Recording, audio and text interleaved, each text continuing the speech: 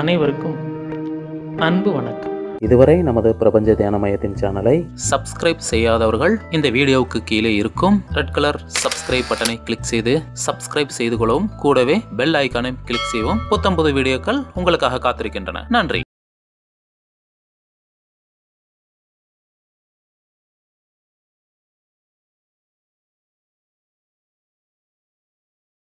அனைவருக்கும் அன்பு வணக்கம்.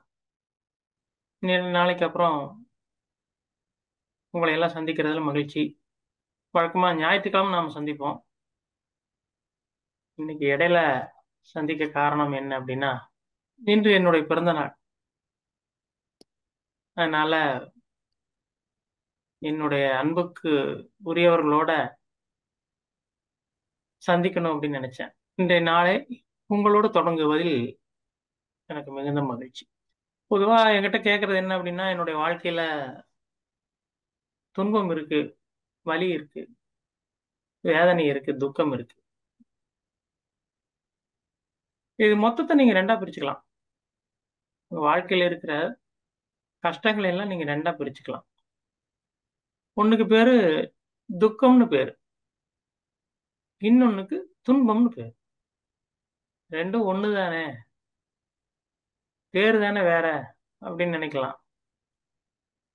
ஆனா ரெண்டும் வேறு பேரு பொருள் தருபவை. துன்பம்னா என்ன அப்படின்னா, துன்பம் என்பது உங்களுக்கு பிறப்பாலே வருவது. உங்களுக்கு நீங்க பிறக்கும் போது உங்களுடைய உடல் ஊனமா இருக்கலாம், நீங்கள் வறுமையில் இருக்கலாம், நீங்கள் ஒரு போர் நடக்கும் நாட்டுல பிறக்கலாம். இதெல்லாம் துன்பம் அப்படிங்கிற கேட்டகரியில வரும். துக்கம் அப்படின்னா என்ன அப்படின்னா, மனதாலே ஏற்படுவது. துன்பம் என்பது உடலாலே வருவது, துக்கம் என்பது மனதாலே ஏற்படுவது. உடல்ல வரக்கூடிய நோய் எல்லாம் துன்பம் பாருங்க. அதனாலதான் உடல்ல வர நோயை நாம துக்கம்னு சொல்றது இல்லை, அது துன்பம்னு சொல்றோம். ஏனென்றால் அது உண்மையாகவே அங்க இருக்குது. வேற வகையில பார்த்தா துன்பம் இங்க உண்மையாவே இருக்கு, துக்கம் உண்மையாவே இல்லை. துன்பம் என்பது உண்மை, துக்கம் என்பது மாயை. அப்போ இந்த துன்பத்தை நம்மால புரிஞ்சுக்க முடியும். எங்க பார்த்தாலும் நீங்க துன்பம் இருக்குது, துன்பத்தை பத்தி அல்லது துன்பத்துக்கு நிறைய வழிகள் இருக்கு. துன்பத்தை தீர்ப்பதற்கு நிறைய வழிகள் இருக்கு. உதாரணமா, பசி அப்படிங்கிறது ஒரு துன்பம். எல்லா உயிர்களுக்கும் பசி அப்படிங்கிறது துன்பம். இந்த துன்பத்தை தீர்ப்பதற்கு நிறைய வழிகள் இருக்கு. நிறைய பேர் அன்னதானம் கொடுக்குறாங்க, நிறைய விதமான உதவிகள் செய்யறாங்க. அதன் மூலமா அந்த துன்பம் போக்கப்படும். கல்வி அறிவு இல்லை என்பது ஒரு துன்பம். அந்த துன்பத்துக்கு நிறைய பேர் உதவி செய்யறாங்க. அதே போல ஒருவருக்கு தொழில செய்ய உதவி இல்லை அப்படின்னா வங்கிகள் மற்ற நண்பர்கள் எல்லாம் கடன் கொடுப்பாங்க. இப்படி துன்பத்தை போக்குவதற்கு நிறைய வழிகள் உண்டு. உடல்ல துன்பம் இருக்கு அப்படின்னா மருத்துவர்கள் உதவுவார்கள். உங்க வாழ்க்கையில் ஏதாவது துன்பம் இருக்குன்னா காவல்துறையோ அல்லது நீதித்துறையோ வழக்கறிஞர்களோ உங்களுக்கு உதவி செய்வாங்க அந்த துன்பத்தை போக்குவதற்கு. துன்பத்தை போக்குவதற்கு எண்ணற்ற அமைப்புகள் உங்களுக்கு இருக்கின்றன. நீங்க ஏதாவது மனச்சோர்வா இருக்கீங்களா, உங்களுக்கு ஏதாவது ஒரு தொண்டு நிறுவனம் கூப்பிட்டு கவுன்சிலிங் கொடுக்கும், ஆறுதல் சொல்லும். உங்களுக்கு ஏதாவது வாழ்க்கையில விரக்தி அடைஞ்சிருக்கீங்களா, அதற்கு அந்த துன்பத்தை போக்குவதற்கு ஏதாவது ஒரு அமைப்பு உங்களுக்கு ஆலோசனை வழங்கும். அப்ப துன்பத்தை போக்குவதற்கு நிறைய விதமான அமைப்புகள் உண்டு. ஆனால் துக்கத்தை போக்குவதற்கான அமைப்புகள் மிக மிக குறைவு. ஏன் அப்படின்னா, இந்த உடலாலே வரக்கூடிய துன்பங்களுக்கு மனிதர்களால எளிதா அதற்கு ஒரு பரிகாரம் தேடிக்க முடியும், அதுக்கு ஒரு வழி கண்டுபிடிக்க முடியும். ஆனா மனதால வரக்கூடிய அந்த துக்கத்திற்கு வழி கண்டுபிடிப்பது அப்படிங்கிறது ரொம்ப கடினம். அதனாலதான் மருத்துவத்துறையில உடல்ல ஏற்படுற நோய்களுக்கு நிறைய விதமான சிகிச்சை முறைகள் கண்டுபிடிக்கப்பட்டே இருக்கு. இன்றைக்கு கூட மனிதர்களுடைய விரல் படாமலேயே ஆபரேஷன் செய்யக்கூடிய அந்த ரோபோ ரோபோட்டிக் ஆபரேஷன் எல்லாம் வந்துடுச்சு. சின்ன சின்ன பெரிய அன்னைக்கு ஓப்பன் சர்ஜரி இருந்தது, இன்னைக்கு சின்ன துளை மூலமாக அந்த சிகிச்சையை மேற்கொள்ளக்கூடிய வசதி எல்லாம் வந்துடுச்சு. அப்போ துன்பம் அப்படின்னு சொல்லப்படுற அந்த உடல் சார்ந்த, அது புற்றுநோயாக இருக்கட்டும் அல்லது வேறு எந்த விதமான நோயா இருந்தால், உடல் சார்ந்த எந்த விதமான நோயா இருந்தாலும் அதற்கு இப்ப இதய மாற்று அறுவை சிகிச்சை வரைக்கும் வந்துட்டோம். நிறைய விதமான அட்வான்ஸ் டெக்னாலஜி வளர்ந்துட்டே போகுது. எதுல? இந்த உடல் சார்ந்த துன்பத்தில். இப்படி நிறைய புது புது முறைகள் விஞ்ஞானத்தால துன்பத்திற்கு கண்டுபிடிக்கப்படுகிறது. ஆனால் துக்கத்திற்கு விஞ்ஞானத்தால் மருத்துவம் பார்க்கிறது கடினமா இருக்கு, சவாலா இருக்கு. துன்பம் என்பது உடல் சார்ந்தது, துக்கம் என்பது மனம் சார்ந்தது. அதனாலதான் மனநோய்களுக்கு இந்த மருத்துவத்துறையால சரியான சிகிச்சை அளிக்க முடியாம தடுமாறிக்கிட்டு.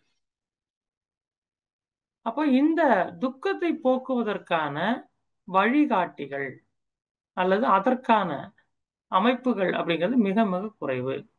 இப்போ உடல் துன்பத்தை நீங்கள் மருத்துவத்தின் மூலம் போக்க முடியும், துக்கத்தை நீங்கள் ஆன்மீகத்தின் மூலம் போக்க முடியும். அதுக்கு தான் ஆன்மீகம். ஒரு பக்கம் விஞ்ஞானம் உடல் துன்பத்தை, உடல் நோயை தீர்ப்பதற்கும், ஆன்மீகம் என்பது மன துக்கத்தை தீர்ப்பதற்குமாக இருக்கிறது. இந்த இரண்டுமே இரண்டு கண்கள் மாதிரி.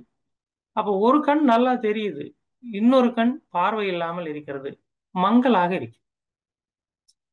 அப்ப நம்முடைய பணி என்ன அப்படின்னா, மனிதர்களுடைய வாழ்க்கையில் துன்பத்தை போக்குவது அல்ல. ஏன்னா உங்க கையில பணம் இல்லைன்னா உங்களுக்கு துன்பம், நீங்கள் வறுமையில் இருந்தால் துன்பம். அதுக்கு நீங்க உழைச்சா போதும். அதே போல உங்களுக்கு வாழ்க்கையில ஏதாவது இல்லைன்னா அதை தேடி அடைந்து விட முடியும். துன்பத்தை போக்கிக் கொள்ள முடியும். ஆனால் துக்கத்தை போக்குவது என்பது அவ்வளவு எளிதல்ல. மனிதர்களாலே துன்பத்தை போக்க முடியும், ஏதாவது பண்ணி துன்பத்தை போக்க முடியும். ஒண்ணும் இல்ல, ஒருவருக்கு துன்பம் இருக்கிறது, வறுமை, வேலை இல்லை, குழந்தைகளுக்கு படிப்பதற்கோ சாப்பாட்டிற்கோ செலவு செய்ய வழி இல்லை, அவருடைய வாழ்க்கையில வறுமை ரொம்ப அதிகமா இருக்கு அப்படின்னா, அல்லது அவருக்கு உடல்நிலை சரியில்லாம அவர் வேலைக்கு போக முடியல அப்படின்னா, அவங்க என்ன பண்ணுவாங்க, இந்த வாழ்க்கையில அவருக்கு இருக்கிற துன்பம், இந்த துன்பத்துக்கு என்ன பண்ண முடியுமோ அவர் குறைந்தபட்சம் மதுவை குடித்து கொண்டு சமாதானம் அடைந்து விட முடியும், தற்காலிகமாக அதை மறக்க முடியும். காரணம் என்ன அப்படின்னு கேட்டீங்கன்னா, இந்த துன்பத்தை மறப்பதற்கான வழிகள் நிறைய உண்டு. ஆனா அந்த மனிதரை துக்கத்திலிருந்து மீட்பதற்கு எந்த வழியும் இல்லை. அது ரொம்ப கடினம். ரொம்ப எளிமையா போய் கடையில ஒரு மதுவை வாங்கி குடிப்பதன் மூலமாக நீங்க துன்பத்தை மறக்கலாம். ஆனால் துக்கத்தை நீக்குவது என்பது சாத்தியமல்ல, அவ்வளவு எளிதல்ல. அதனாலதான் இந்த துக்கத்தை நீக்கும் மாபெரும் பணியை குருமார்கள் செய்கிறார்கள். அதனாலதான் அவர்களுக்கு மதிப்பு. உலகத்துல அன்னதானம் போடுறதை விட, மாணவர்களை படிக்க வைப்பதை விட, 1000 பேருக்கு கல்யாணம் பண்ணி வைக்கிறதை விட, எத்தனையோ பேருக்கு இலவசமா வீடு கட்டி கொடுக்கறத விட, 3 சக்கர வாகனங்கள் வழங்குவதை விட, இந்த துக்கத்தை போக்கும் குருமார்களுக்கு ஏன் மதிப்பு என்றால், அதை போக்குவது என்பது அவ்வளவு சுலபம் அல்ல. இதுதான் குருமார்கள் என்ன பண்றாங்க அப்படின்னா, அவர்கள் துன்பத்தை போக்குவதில்லை, துக்கத்தை போக்குகிறார்கள். இந்த துன்பம் என்பது உடலினுடைய நோய் என்றால், துக்கம் என்பது ஆன்மாவினுடைய நோய். அப்ப இந்த அடுத்த கேள்வி வரல, என்னன்னா இந்த துக்கத்தை அல்லது இந்த துக்கம் ஏன் ஏற்படுகிறது? அது துக்கம்னு ஒண்ணு வந்தாதானே அதை நாம தீர்க்கணும், அதை போக்க முயற்சி பண்ணணும். அப்ப இந்த துக்கம் ஏன் தோன்றுகிறது? துக்கம் என்பது மனதினாலே தோன்றுவது, மனதினுடைய தன்னிச்சையான இயக்கத்தினாலே. மனம் தனக்கென ஒரு உலகத்தை உருவாக்கி வைத்துக் கொண்டு அதை உண்மையாக்க முயற்சி செய்வது, இதுதான் துக்கம். துன்பம் என்பது என்னவென்றால், துன்பம் வெளியே இருக்கும் உண்மையை உங்களுக்கு காட்டுகிறது. உதாரணமா உங்களுக்கு தலைவலி இருந்தா நீங்க எதையும் கற்பனை பண்ணிட்டு இருக்க முடியாது. அந்த வெளியே இருக்கக்கூடிய அந்த சாதாரண நிலையை விட இப்ப நீங்க அதை வந்து பெரிய ஒரு கற்பனையா அல்லது நீங்க ஏதாவது ஒரு கனவு உலகத்துல இருந்தா இந்த தலைவலி அதை உடைச்சிடும். அப்போ இந்த விழிப்புணர்வுக்கு உங்களை இந்த துன்பம் எடுத்து வருகிறது. விழிப்புணர்வுக்கு உங்களை துன்பம் எடுத்து வருகிறது. துக்கத்தை நீங்கள் விழிப்புணர்வு கொண்டு போக்குகிறீர்கள். விழிப்புணர்வை அடைந்து நீங்கள் துக்கத்தை போக்குகிறீர்கள். துன்பம் உங்களுக்கு விழிப்புணர்வை வலுக்கட்டாயமாக குடிக்கிறது. புற்றுநோயாளிகள் அல்லது மிகப்பெரிய நோயில் இருக்கிறவங்க எல்லாம் பார்த்தீங்கன்னா அவங்களால சரியா உறங்க முடியாது. அவர்களால கனவு காண முடியாது. வாழ்க்கையில எதையுமே அனுபவிக்க முடியாது. அது காரணம் என்ன அப்படின்னு கேட்டீங்கன்னா, இந்த துன்பம் உங்களுக்கு கட்டாயமாக எப்படி குழந்தைகளுக்கு வந்து கசப்பான மருந்து கொடுத்தா அது ரொம்ப கஷ்டப்பட்டு அதை குடிக்குமோ, அதே போல இந்த துன்பம் நம்முடைய வாழ்க்கையில கசப்பை கொண்டு வருகிறது. விழிப்புணர்வு என்ற கசப்பை கொண்டு வருகிறது. அது நமக்கு துன்பத்தின் போது விழிப்புணர்வு என்பது கசப்பான மருந்து, விஷம் மாதிரி இருக்கும். ஆனால் துக்கத்தின் போது விழிப்புணர்வு என்பது இனிப்பான மருந்து. இப்ப இந்த விழிப்புணர்வு ஒண்ணுதான். ஆனா அது இரண்டு பக்கமா வரும்போது பாத்தீங்கன்னா ரெண்டு விதமான விளைவு ஏற்படுது. உங்க வாழ்க்கையில துன்பத்தின் மூலமாக விழிப்புணர்வை கொண்டு வருகிறது. நீங்க வாழ்க்கையில துன்பத்தில் இருக்கும்போது, கஷ்டத்தில் இருக்கும்போது, வறுமையில் இருக்கும்போது, பிரச்சனையில் இருக்கும்போது நீங்க தூங்க முடியாது. உங்களுடைய எண்ணம் எல்லாம் பாத்தீங்கன்னா எங்கெங்க ஓடாது. அந்த பிரச்சனையை நோக்கி அந்த பிரச்சனையை சுத்தியே இருக்கும். அப்ப துன்பம் என்ன செய்யுது? விழிப்புணர்வை உங்களுக்குள் வலுக்கட்டாயமாக கொண்டு வருகிறது.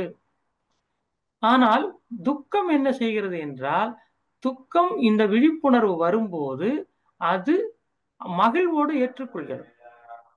இப்போ இந்த விழிப்புணர்வு என்பது துன்பம் இருக்கும்போது விழிப்புணர்வு என்பது நமக்கு எதிரானதாக, நமக்கு விருப்பமில்லாததாக, நாம் அதிலிருந்து ஒதுங்க விரும்புவதாக இருக்கிறது. ஆனால் துக்கத்தின் போது நமக்கு விழிப்புணர்வு வந்தால் அந்த விழிப்புணர்வு என்பது நமக்கு அமுதம் மாதிரி இருக்கும். அப்போ இந்த குருமார்கள் என்ன செய்யறாங்க அப்படின்னா, யாரெல்லாம் துக்கத்தில் இருக்கிறார்களோ அவர்களுக்கு மட்டுமே விழிப்புணர்வை வழங்குகிறார்கள். இதுதான் ரகசியம். துன்பத்தில் இருப்பவனுக்கு வழங்குவதில்லை. நிறைய பேர் என்ன பண்ணுவாங்கன்னா, குருமார்ட்ட போய் எனக்கு நிறைய பணம் வேணும்னு கேட்பான். நான் ரொம்ப கஷ்டத்துல இருக்கேன், வறுமையில இருக்கேன், எனக்கு பணம் கொடு. எனக்கு வீடு சாதாரண வீடு தான் இருக்கு, ஒரு வீடு தான் இருக்கு, எனக்கு பெரிய பங்களா கொடு, நான் சாதாரண பைக்ல தான் போயிட்டு இருக்கேன், எனக்கு காரு கொடுன்னு கேட்பான். இதெல்லாம் துன்பம். அடுத்த வீட்டுக்காரன் கார் வச்சிருக்கான், பக்கத்து வீட்டுக்காரன் நான் பைக் தான் வச்சிருக்கேன். இத பார்த்தோன்னே நமக்கு ஒரு துன்பம் தோன்றுது. அப்ப இந்த துன்பத்தை போக்குவதற்காக குருமார்கள்ட்ட போறோம். அவங்ககிட்ட போய் நாம என்ன சொல்றோம்? துன்பத்தை போக்குங்கள் அப்படின்னு சொல்றோம். அதை நீங்களே போக்கிக்க முடியும். ஆனால் குருமார்கள் என்ன செய்பவர்கள் அப்படின்னு பாத்தீங்கன்னா, அவர்கள் துக்கத்தை போக்குபவர்கள். உங்களுக்கு இப்ப கடன் இருந்ததுன்னா ஏதோ ஒரு பேங்க்ல போய் நீங்க லோன் எடுத்து அந்த பிரச்சனையை தீர்த்த முடியும். ஆனால் துக்கத்தை நீங்க எந்த லோன்லயும் தீர்க்க முடியாது. அப்போ விழிப்புணர்வு என்பது நீங்கள் துன்பம் இருக்கும்போது வரும்போது அது உங்களுக்கு விருப்பம் இல்லாததாக, உங்களால் ஏற்றுக்கொள்ள முடியாததா இருக்கும். அதனாலதான் வாழ்க்கையில பாத்தீங்கன்னா இந்த துன்பப்படுறவங்க கிட்ட போய் நாம ஆன்மீகம் பேசினா, தத்துவம் பேசினா அவன் ஒத்துக்க மாட்டான். அவன் கோவப்படுவான். அவங்கிட்ட போய் இந்த உலகமே மாயை, எல்லாமே ஒரு நாடகம், எல்லாமே ஒரு விளையாட்டுன்னா டென்ஷன் ஆயிடும். ஆனால் துக்கத்தில் இருப்பவனிடம் போய் நீங்கள் இதை சொன்னால் அவன் ஆனந்தம் அடைகிறான். அப்படியா, இதெல்லாம் மாயையா என்று அவன் மகிழ்ச்சி அடைகிறான். அப்போ ஒரு குருவினுடைய பணி என்னவென்றால் உங்களுடைய துன்பத்தை போக்குவது அல்ல, துக்கத்தை போக்குவது. அப்ப இந்த துக்கத்தை போக்குவதற்கான வழிமுறைகள் என்ன அப்படின்னா, இப்ப நீங்க ஒரு குரு கிட்ட போறீங்க, ஏதோ ஒரு பயிற்சி எடுத்துக்கிறீங்க, ஏதோ ஒண்ணு உங்களுக்கு அவர் சொல்லி தர்றாரு. அந்த நேரத்துல பாத்தீங்கன்னா உங்களுக்கு ஏதோ ஒரு உணர்வு இருக்கும், ஒரு பரவச நிலை இருக்கும். அந்த பரவச நிலைய அனுபவிச்சுட்டு நீங்க அந்த நிகழ்ச்சியை முடிச்சுட்டு வீட்டுக்கு வந்தீங்கன்னா பழையபடி ஆயிடுவீங்க. அங்கிருந்து இங்க வர்ற வரைக்கும் தான் அது இருக்கும். வீட்டுக்கு வந்து உங்க மனைவியுடைய அல்லது கணவருடைய முகத்தை பார்த்தீங்கன்னா சாதாரண நிலைக்கு போயிடுவீங்க. இது எதனால ஏற்படுது அப்படின்னு கேட்டீங்கன்னா, யார் வேண்டுமானாலும் இந்த நிலையை ஏற்படுத்த முடியும். உங்களுக்கு குண்டலினி தூண்டுவது அப்படிங்கிறது யாரு வேணா பண்ண முடியும். ஏன்னா குண்டலினி அப்படிங்கிறது பாத்தீங்கன்னா நாம நினைக்கிற மாதிரி தியானத்துல மட்டும் இல்ல, நிறைய நேரங்கள்ல அது மேல மேல ஏறும். அதாவது நிறைய பேருக்கு பாத்தீங்கன்னா, அதாவது நிறைய பணம் கிடைச்சதுன்னு வைங்க, அவர்களுக்கு குண்டலினி மேல எழுந்துடும். மேல எழுந்தோடனே அவர்கள் ஒரு சந்தோஷமான நிலைக்கு போயிடுவாங்க. சரி, அப்ப இந்த பணக்காரங்களுக்கெல்லாம் குண்டலினி சீக்கிரம் எழுந்துடும். ஏன்னா நிறைய பணம் வந்துகிட்டே இருக்கும் இல்லையா? அப்ப கேட்கலாம். அப்ப பணக்காரங்களுக்கு குண்டலினி மேல இருந்தா, ஏன் அவங்க எல்லாம் ஞானம் அடையல? ஏன் அடையலைன்னா, இந்த பணம் வந்த உடனே அவனுக்கு கவலை வந்துடும். பயம் வந்துடும். என்ன பயம்னா, இந்த பணத்தை எப்படி காப்பாற்றுவது? இந்த பயம் வந்த உடனே அந்த குண்டலினி கீழே இறங்கிடும். பயமும் துக்கமும் நல்லா புரிஞ்சுக்குங்க. பயமும் துக்கமும் குண்டலினியை கீழ் இறக்குபவை. அப்ப இந்த குண்டலினியை மேலேற்றுவது எப்படின்னா, எதை வேணா பண்ணி நீங்க மேலாட்டு ஒரு அழகான பெண்ணை அல்லது ஒரு அழகான ஆணை நீங்க பாத்தீங்கன்னா ஒரு குண்டலினி மேல எழுந்தும். நிறைய பேர் பாத்தீங்கன்னா, இப்போ இந்த சென்னை மெரினாவில எல்லாம் பாத்தீங்கன்னா மே மாசம் நல்ல வெயிலா இருக்கும். மத்தியான நேரம் பாத்தீங்கன்னா அங்க கால் வைக்க முடியாது. ஆனா அங்க பாத்தீங்கன்னா ஒரு ஜோடி கொடைக்குள்ள உட்கார்ந்துருப்பாங்க. இதற்கு காரணம் என்னன்னா, அந்த குண்டலினி மேல இருந்திருக்கும். அவர்களுக்கு அந்த சூடு சொரணை எதுவுமே தெரியாது. அதனாலதான் குண்டலினி மேல இருந்தவங்க எல்லாம் சூடு சொரணை இல்லாம இருப்பாங்க. நீங்க என்ன சொன்னாலும் சிரிச்சுட்டே இருப்பாங்க. எதையும் சீரியஸா எடுத்துக்க மாட்டாங்க. அந்த மாதிரி அவங்க அந்த வெயில சீரியஸா எடுத்துக்காத காரணம் குண்டலினி மேல இருந்திருக்கும். இவங்க அங்கிருந்து அந்த பீச்ல இருந்து வந்து தனித்தனியா பிரிஞ்சுட்டாங்கன்னா குண்டலினி கீழே வந்துடும். அந்த காலத்துல எல்லாம் இந்த மாதிரி உட்கார்ந்து இருந்தாங்க. வெளியே வந்தோன்னா அப்பாவுக்கு தெரிஞ்சா என்ன ஆகும், வீட்டுக்கு தெரிஞ்சா என்ன ஆகும் அப்படின்னு நினைச்சோன்னே குண்டலினி கீழே இறங்கிடும். இன்னைக்கு என்ன ஆச்சுன்னா, அதை விட்டு வெளியே வந்துன்னு தன்னுடைய கணவருக்கு தெரிஞ்சா என்ன ஆகும், தன்னுடைய மனைவிக்கு தெரிஞ்சா என்ன ஆகும்னு குண்டலினி கீழே இறங்கிடும். காதல் அப்படி மாறிடுச்சு. அப்போ இந்த குண்டலினி என்பது யார் வேண்டுமானாலும் எப்படி வேண்டுமானாலும் எழுப்பலாம். அது ஒரு விஷயமே இல்லை. இந்த குண்டலினி எழுந்ததற்கான அடையாளம் என்ன அப்படின்னா, தன்னிலை மறப்பது, தன்னிலை மறந்து இருப்பது. இப்ப இது யாரு வேண்டாலும் இதுக்கு நிறைய வழி இருக்கு. நீங்க போதை எடுத்து கூட நீங்க அதை பண்ண முடியும். போதைப் பொருட்களை பயன்படுத்தி கூட நீங்கள் அதை உயர்த்தி கொள்ள முடியும். இதை உயர்த்துவதற்கு நிறைய விதமான வழிகள் சொல்லியிருக்காங்க. மந்திரம், அதுக்கப்புறம் பாத்தீங்கன்னா போதை, இது ஒரு சில விதமான டெக்னிக்ஸ் இதெல்லாம் பயன்படுத்தி நீங்கள் மேலேற்றி கொள்ளலாம்.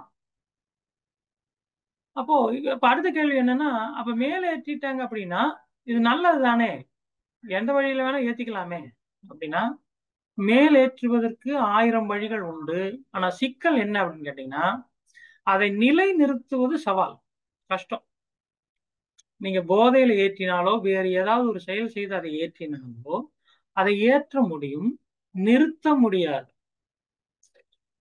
அதாவது விண்வெளி ஆராய்ச்சியாளர்கள் விஞ்ஞானிகள் எல்லாம் என்ன சொல்றாங்க அப்படின்னா, நிறைய நாடுகள் வந்து விண்கலங்களை ஏற்று அனுப்புறாங்க மேல.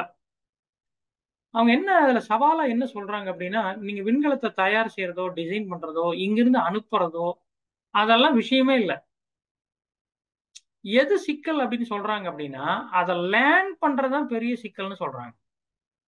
நிறைய நம்ம கேள்விப்படுறோம், நிறைய விதமான விண்கலங்கள் வெடித்து சிதறிவிட்டன, சேதமடைந்து விட்டன அப்படின்னு சொல்ல காரணம் என்னன்னா, லேண்டிங்ல ஏற்படுற பிரச்சனை. அந்த லேண்டிங் ஸ்மூத்தா இல்லைன்னா இந்த சிக்கல் ஏற்படுது. அப்போ இந்த லேண்டிங் ஸ்மூத்தா இருக்கணும் அப்படின்னா அதை நிலை நிறுத்துவது மிக மிக கவனமாக செய்யப்பட வேண்டிய வேலை. அப்போ நீங்க ராக்கெட் செய்யறதோ அதை அனுப்புறதோ விஷயமே இல்லை, லேண்டிங் பண்றது. குண்டலினிய லேண்டிங் பண்றதுதான் விஷயம். குண்டலினி ரைஸ் பண்றது விஷயமே இல்லை. எல்லாரும் குண்டலினி ரைஸ் பண்றதை கத்துக்கிட்டு ஏதோ ஒரு டெக்னிக் வச்சுட்டு எனக்கு வந்து எல்லாம் தெரியும்னு நினைக்கிறாங்க. அது இல்ல விஷயம். அவர்கள் அவர்கள் வந்து இப்ப இவங்களை இந்த குண்டலினிய ரைஸ் பண்றவங்கள இப்ப நாம குருமார்கள் நினைச்சிட்டு இருக்கோம். அவர்கள் குரு அல்ல. குண்டலினியை உயர்த்த உங்களுக்கு சொல்லித் தருபவர் குரு அல்ல. அது தண்ணி கேன் போடுறவர் கூட சொல்லித் தரலாம். வீட்டுல சிலிண்டர் டெலிவரி பாய் கூட சொல்லித் தரலாம். அது ஒரு விஷயமே இல்லை. யார் வேணா ரைஸ் பண்ண முடியும். ஆனா அதை எப்படி ஸ்டேபிளா வச்சுக்கிறது? அப்ப குண்டலினி உயர்த்த உங்களுக்கு சொல்லித் தருபவருக்கு பேர் என்ன அப்படின்னு கேட்டா ஆச்சாரியர்னு பேர். குண்டலினியை எப்படி நிலைநிறுத்துவது அப்படின்னு சொல்லித் தர்றவருக்கு பேர் தான் குருன்னு பேரு. ரெண்டையும் நாம குழப்பிக்கிறோம். யார் ஒரு குண்டலினி ஏத்த சொல்லித் தர்றாரோ அவரை குருன்னு சொல்றோம். அவர் குரு கிடையாது. அவர் ஆச்சாரியர், ஆசிரியர். ஆனால் அந்த குண்டலினியை எப்படி நிலைநிறுத்துவது? நீங்கள் பெற்ற அந்த அனுபவத்தை எப்படி நீட்டிப்பது? இந்த வாழ்வினுடைய சிக்கல்களுக்கு நடுவே எப்படி அதை பாதுகாப்பாக வைத்திருப்பது என்பதை சொல்லித் தருபவர் தான் குரு.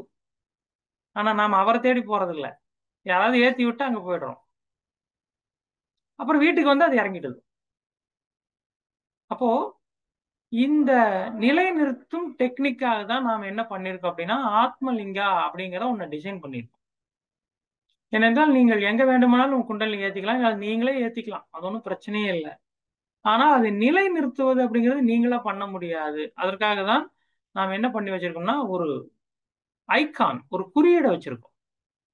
அந்த குறியீட்டின் முன்னால நீங்க இருக்கும்போது அது நீட்டிக்கப்படுகிறது. அந்த குண்டலினியாலே நாம பெற்ற அந்த பரவசம், தியானத்தின் உச்சத்தாலே நாம் அடைந்த அந்த பரவசத்தை எப்படி நீட்டிப்பது, எப்படி தொடர்ந்து வச்சிருப்பது, கான்ஸ்டன்டா எப்படி வச்சிருக்கிறது அப்படிங்கிறதுக்காக தான் நாம ஆத்மலிங்கம் அப்படிங்கிற ஒரு கான்செப்ட் உருவாக்கியிருக்கோம். இது நம்முடைய முன்னோர்கள் முன்னாடி ஏற்கனவே பண்ணது. நிறைய இது சம்பந்தமான ஆராய்ச்சிகள்லாம் நிறைய பண்ணியிருக்காங்க. இன்னைக்கும் பாத்தீங்கன்னா அங்கோர் வாட் இந்த பகுதிகள் எல்லாம் பாத்தீங்கன்னா நிறைய விதமான மக்கள் நடமாட்டம் இல்லாத பகுதிகளில் கோவில்கள் அமைக்கப்பட்டிருக்கு, சிவலிங்கங்கள் அமைக்கப்பட்டு அதுல நிறைய ஆராய்ச்சிகள் அவங்க பண்ணியிருக்காங்க. இது எப்படி இந்த எனர்ஜியை ஸ்டோர் பண்றது, நீட்டிக்க செய்யறது அப்படிங்கறதுக்காக அவங்க பப்ளிக் போக முடியாதுங்க. அந்த பகுதிகளில் அதை வைத்துக்கொண்டு அவர்கள் நிறைய விதமான ஆராய்ச்சிகள் எப்போ முன்னாடியே பண்ணியிருக்காங்க. அதுல ஒரு பகுதியாக நாம இப்போ இந்த ஆத்மலிங்கத்தை நிறுவி இருக்கிறோம். இந்த ஆத்மலிங்கம் எதற்காக அப்படின்னு கேட்டா இது பொதுமக்களுக்கானது அல்ல. இது வந்து பப்ளிக் எல்லாரும் வந்து பூஜை பண்ணி தேங்காய் பழம் உடைச்சு அப்படி போறது இல்லை. இது நம்முடைய அந்த தியானத்தினாலே பெற்ற அந்த அனுபவத்தை நீட்டிக்க செய்யும் ஒரு நுட்பம், ஒரு டெக்னாலஜி. இப்போ இன்னைக்கு நமக்கு இருக்கிற மிகப்பெரிய பிரச்சனை என்னன்னா நம்ம கிட்ட இருக்கிற மொபைல், நம்ம கிட்ட இருக்கிற லேப்டாப், நம்ம கிட்ட இருக்கிற பேட்டரிஸ் எல்லாமே பாத்தீங்கன்னா சார்ஜ் இறங்கி போயிடுது. டெய்லியும் மொபைலை சார்ஜ் பண்ண வேண்டியதா இருக்கு. இது ஒரு மிகப்பெரிய சிக்கல். ஆனா சயின்டிஸ்ட் என்ன சொல்றாங்க அப்படின்னா அதுல நீங்க ஒரு 5 கிராம் யுரேனியம் மட்டும் யூஸ் பண்ணீங்கன்னா அது ஒரு 50 வருஷத்துக்கு நீங்க சார்ஜ் பண்ணாமே அதை வச்சுக்க முடியும்னு சொல்றாங்க. ஒரு 5 கிலோ யுரேனியம் இருந்ததுன்னா அந்த 5 கிலோ யுரேனியத்தை வைத்துக்கொண்டு நீங்கள் ஒரு நகரத்துக்கு, ஒரு சிட்டிக்கு, சென்னை, பெங்களூரு இந்த மாதிரியான சிட்டிக்கு 3 வருடங்களுக்கு மின்சாரம் கொடுக்க முடியும்னு சொல்றாங்க. ஒரே 1 கிலோ யுரேனியம் நீங்க வச்சிருந்தீங்கன்னா உங்க கார்ல அதை வச்சிருந்தீங்கன்னா 15 ஆண்டுகளுக்கு அந்த வண்டியை ஓட்ட முடியும். இது ரொம்ப ஈஸியா இருக்கே. 1 கிலோ யுரேனியத்தை வச்சுட்டு 15 வருஷம் பெட்ரோலே இல்லாம வண்டி ஓட்ட முடியும்னா ஈஸி தானே. ஆனா சிக்கல் என்ன அப்படின்னு கேட்டீங்கன்னா அதனால கிடைக்கக்கூடிய நன்மைகளை விட அதனால ஏற்படக்கூடிய கதிர்வீச்சுக்கள் அதிகம். அதனாலதான் அதை பொதுமக்களுக்கு பயன்படுத்துவதில்லை. ஆமா, பொது மக்கள் பயன்பாட்டிற்கு அரசாங்கம் அதை தடை செய்திருக்க காரணம் என்றால் அதனுடைய கதிர்வீச்சு, ரேடியேஷன் தான் காரணம். இப்ப இந்த ஆத்மலிங்கா அப்படிங்கிறது என்ன அப்படின்னு பாத்தீங்கன்னா இது ஒரு விதமான எனர்ஜி ஊட்டப்பட்ட, இப்ப எப்படி ரேடியம் அதாவது யுரேனியம் அப்படிங்கிறது உங்களுக்கு நீண்ட காலத்திற்கு சக்தியை சேமித்து வைத்திருக்கிறது, ஆற்றலை வெளியிடுகிறதோ அதே போல இந்த ஆத்மலிங்கா அப்படிங்கிறது தனக்குள் இருந்து அந்த தியான ஆற்றலை தொடர்ந்து வெளியிடுவதால் உங்களால் அந்த தியானத்தன்மையை நீட்டிக்க முடியும். இதுதான் டெக்னிக். அதற்காக தான் நாம் அதை டிசைன் பண்ணியிருக்கோம். மற்றபடி கடவுள் வழிபாடு அல்லது சிலை வழிபாடு அந்த மாதிரி இல்லாம உதாரணமா ஒரு சிலிண்டர் இருக்கு. சிலிண்டர் பாத்தீங்கன்னா நம்ம சிவலிங்கம் மாதிரியே இருக்கு. ஏன் அதை அப்படி டிசைன் பண்ணியிருக்காங்க அப்படின்னா அதற்குள் நீங்க ஆற்றலை வந்து பாதுகாப்பா வச்சிருக்க முடியும். மற்ற வடிவம், ஒரு முக்கோணமோ, ஒரு சதுரமோ, ஒரு செவ்வகமோ, அதை விட இந்த உருளை வடிவத்துல நீங்க ஆற்றலை சேமிக்க முடியும். அதுக்காக தான் அந்த டிசைன். அப்ப அதன் ஆத்மலிங்கம் அப்படிங்கிறது அந்த வடிவத்தில் ஏன் இருக்கு அப்படின்னா, அதுக்கு ஒரு கடவுளுடைய வடிவமா, அது ஒரு வணக்கத்திற்குரிய வடிவமா என்றால் இல்லை. அதற்குள் ஆற்றலை சேமிக்க முடியும் என்பதால். எனவே அந்த டெக்னாலஜி பயன்படுத்தி அதற்குள் ஆற்றல் சேமிக்கப்படுகிறது. அப்போ ஒருவர் குண்டலினியை ஏற்றின நிறைய பேர் என்கிட்ட கேட்கறது என்னன்னா, நான் நிறைய குருமார்களை சந்திச்சுட்டேன், நிறைய பேரை பார்த்துட்டேன். ஆனால் என்னால் தொடர்ந்து அதிலேயே இருக்க முடியலையே, கொஞ்ச நேரம் இருக்கு போயிடுது. இதுக்கு என்ன காரணம் அப்படின்னு கேட்கிறாங்க. அதற்கு என்ன காரணம் என்றால், அந்த குண்டலினியை உங்களால் பராமரிக்க முடியவில்லை, தக்க வைத்துக் கொள்ள முடியவில்லை. அதற்குத்தான் நாம் இந்த ஒரு நுட்பத்தை உருவாக்கி இருக்கிறோம். இந்த நுட்பத்தை பயன்படுத்தி நீங்கள் உங்களுடைய குண்டலினியுடைய அந்த நிலையை நீங்கள் நீட்டித்துக் கொள்ள முடியும். அப்போ ஒரு குருவினுடைய பணி என்னவென்றால், நம்முடைய வாழ்க்கையில் இருக்கிற துக்கத்தை போக்குவது அல்ல அப்படின்னு நாம நினைச்சிட்டு இருக்கோம். ஆனால் ஒரு குருவினுடைய பணி என்பது நம்முடைய வாழ்க்கையில் இருக்கும் துன்பத்தை போக்குவது, துக்கத்தை போக்குவது அல்ல. அப்படின்னு நம்ம திரும்ப திரும்ப திரும்ப திரும்ப நம்முடைய வாழ்க்கையில எல்லா நேரத்திலும் நினைச்சிட்டே இருக்கோம். துன்பத்தை மட்டும்தான் அவர் போக்குவாரு, துக்கத்துக்கும் அவருக்கு சம்பந்தம் இல்லை. துக்கம் என்பது வேறு யாரோ ஏதோ ஒன்று செய்வது, அல்லது நம்முடைய வாழ்க்கையில் துன்பம் மட்டும்தான் இருக்கு, துக்கமே இல்லை. ஏன்னா இதை பிரிச்சு பார்க்கவே நமக்கு தெரியல. துன்பம் என்பது என்ன, துக்கம் என்பது என்ன என்பதை பிரித்து பார்ப்பதற்கு நமக்கு தெரியவில்லை. நம்முடைய சூழ்நிலைகளாலே, நம்முடைய கர்மாவினாலே, அல்லது நம்முடைய பிறப்பினாலே, நம்முடைய உடல் சார்ந்து ஏற்படுவையெல்லாம் துன்பம், நம்முடைய மனதின் மூலமாக ஏற்படுவையெல்லாம் துக்கம். உடல் சார்ந்து ஏற்படக்கூடிய துன்பங்களை நீக்குவதற்கு ஏராளமான வழிகள் உண்டு. ஆனால் துக்கத்தை நீக்குவதற்கு ஒரே ஒரு வழிதான் இருக்கு. அது நாம் உள்நோக்கி திரும்புவது, தியானத்திற்குள் செல்வது, குருவோடு அந்த விஷயத்தை நீக்குவதற்கான குருவை, அந்த உதவியை நாடுவது, குருவை நாடுவது. இதுதான் துக்கத்தை போக்குவதற்கான வழி. ஆக நாம புரிஞ்சுக்க வேண்டியது என்னன்னா, துன்பத்தை நீக்க நாம் வெளி உலகிற்கு செல்ல வேண்டும், துக்கத்தை போக்குவதற்கு நாம் குருவிடம் செல்ல. இது ரெண்டும் நாம குழப்பிட்டு துன்பத்தை தீர்க்க குருவிடமும், துக்கத்தை தீர்க்க உலகத்து மனிதர்களிடம் போறோம். அதனாலதான் நிறைய பேர் என்ன பண்ணிடுறாங்கன்னா, அன்புக்காக நாம ஒருவரை நம்பி இருந்தேன், அவர்கிட்ட ஏமாந்துட்டேன். ஏன்னா அவர் தன்னுடைய துக்கத்தை தீர்ப்பார் என்று நம்பி இருப்பார். உலகத்து மனிதர்களாலே துன்பத்தை போக்க முடியும், துக்கத்தை போக்க முடியாது. ஒரு குருவினாலே உங்களுடைய துன்பத்தை போக்க முடியாது, ஆனால் உங்களுடைய துக்கத்தை போக்க முடியும். இந்த அடிப்படையை நீங்கள் புரிந்து கொண்டால் குருவினுடைய பணி என்ன என்பதை நீங்கள் புரிந்து கொள்ள முடியும். இதுதான் இன்னைக்கு உங்களோடு நான் பகிர்ந்து கொள்ள விரும்பிய செய்தி. இந்த வீடியோ உங்களுக்கு பிடித்திருந்தால் லைக் செய்து உங்கள் நண்பர்களுக்கு ஷேர் செய்யவும். மேலும் உங்களின் மேலான கருத்துக்களை கீழே உள்ள கமெண்ட் பாக்ஸில் கமெண்ட் செய்யவும். மேலும் 9566293484 என்ற எண்ணிற்கு வாட்ஸ்அப்பில் தொடர்பு கொண்டு தகவல்களை பெறவும், உங்களது கருத்துக்களையும் தெரிவிக்கவும். அனைவருக்கும் நன்றி, வணக்கம்.